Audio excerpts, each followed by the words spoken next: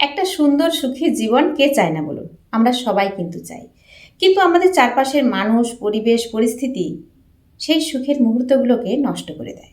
আমাদের জীবন থেকে সুখের মুহূর্তগুলো চলে যায়। কিন্তু তারপরেও যদি আমরা একটু চেষ্টা করি, তাহলে কিন্তু কিছু কিছু সুখের মুহূর্ত আমরা নিজেরাই তৈরি করতে পারি, ফিরিয়েও আনতে পারি।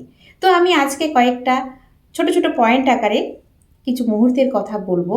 সেগুলোকে যদি আপনারা একটু খেয়াল করেন, দেখুন আপনাদের উপকারী হবে।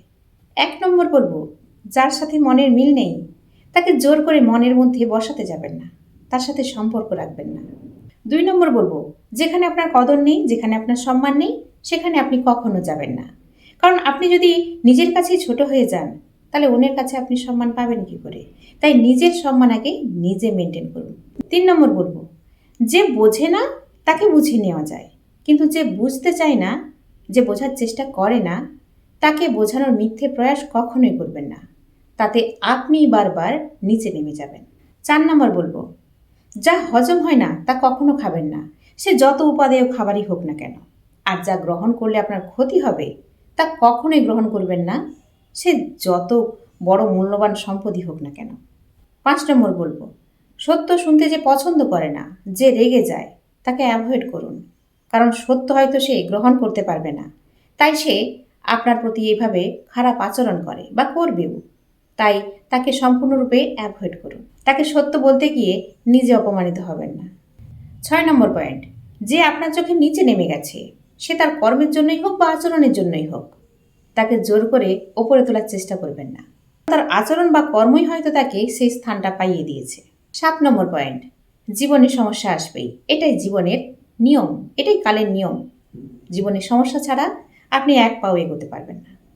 তাই সমস্যা এলে ভেঙে পড়বেন না, এটুকুই মনে রাখবেন যে সমস্যা যখন আছে, সমাধানও আছে, ঠিক সমাধান হয়ে যাবে। ৮ নম্বর পয়েন্ট, অপরের কষ্ট দেখলে কখনোই খুশি হবেন না।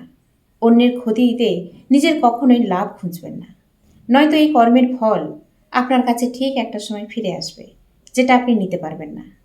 ৯ নম্বর পয়েন্ট, যারা আবহাওয়ার মতো বদলে যায় তাদেরকে কখনো বিশ্বাস করবেন না। কারণ তারা ওই বিশ্বাস ভরসার জায়গাটাকে কখনোই ধরে রাখতে পারে না। তারা বারবার বদলেই যায়। ভালো সময়ে আপনার কাছে আসবে, আবার খারাপ সময় হলে ওই মানুষটাই বদলে যাবে।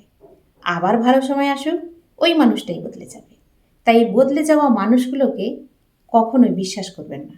১০ নম্বর পয়েন্ট, যারা পজিটিভ চিন্তা করে, যারা কিছু ক্রিয়েটিভ চিন্তা করে, তাদের সঙ্গ কখনোই ছাড়বেন না। যদি কোনো কারণে তাদের সাথে একটু মনোমালিন্যও হয়, তবু নিজের স্বার্থে তাদের সাথেই থাকবেন। দেখবেন আপনি অনেক কিছু শিখবেন। এই পজিটিভ মানুষগুলো আপনাকেও ঠিক পজিটিভ করেই তুলবে।